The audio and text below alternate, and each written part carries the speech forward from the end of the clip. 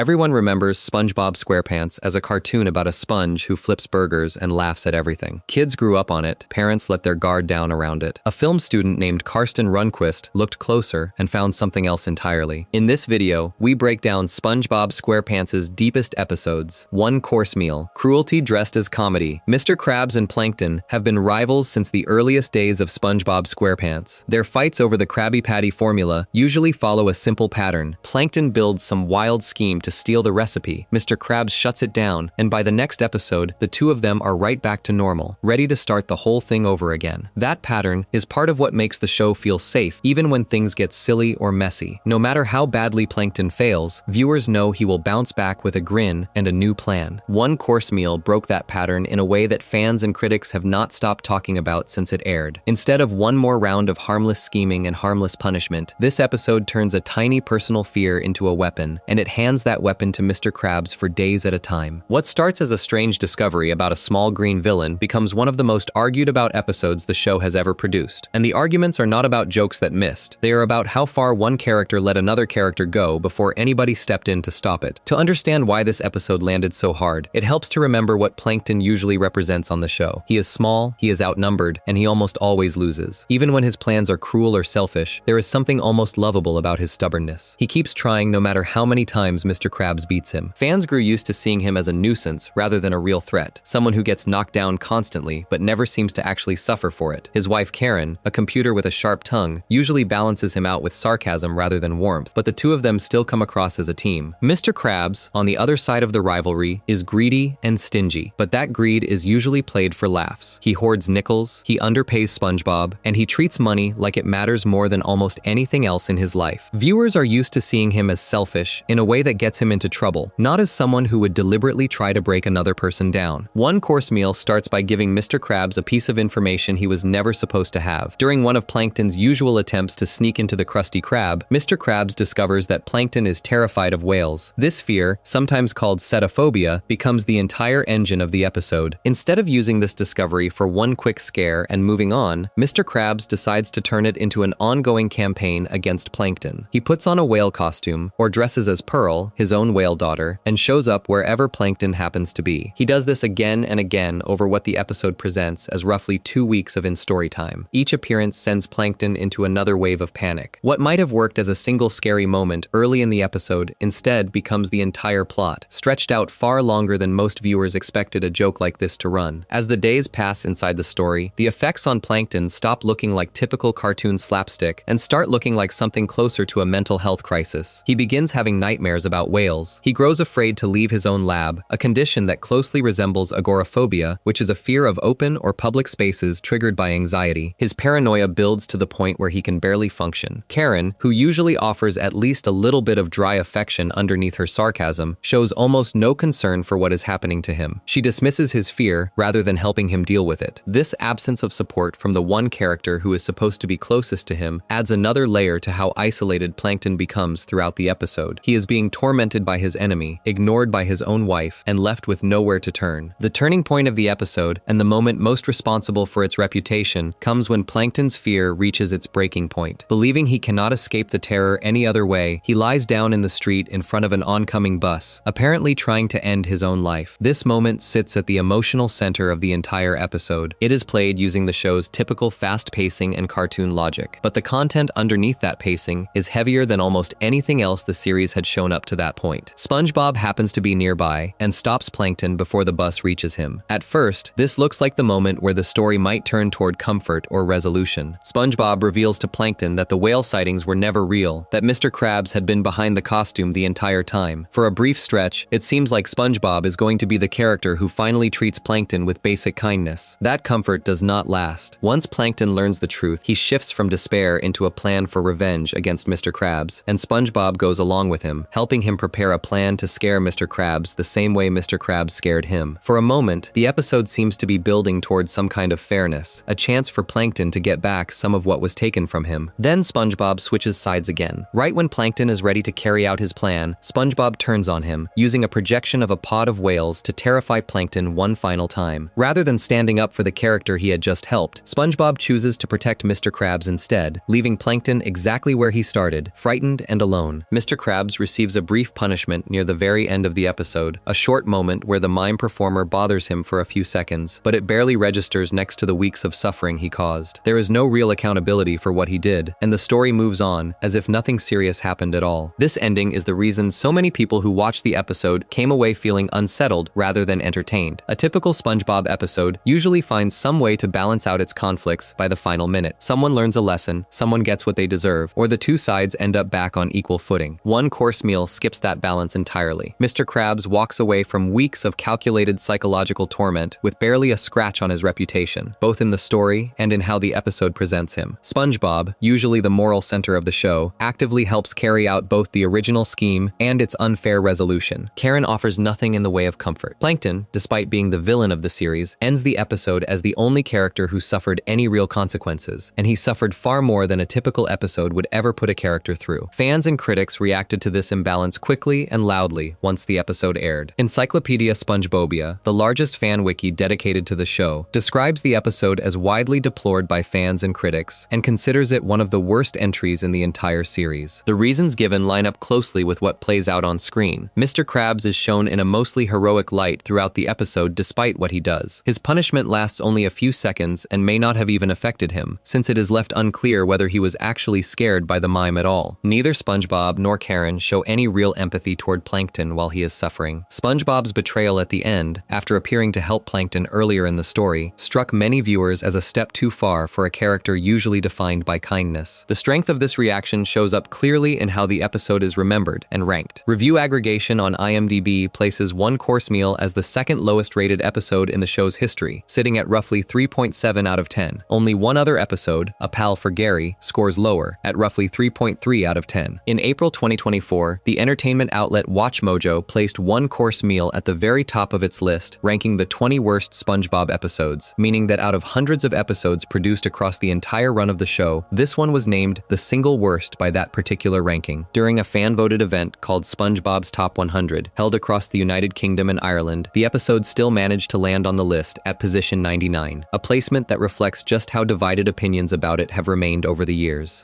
The strength of the backlash was not limited to online rankings and wiki pages.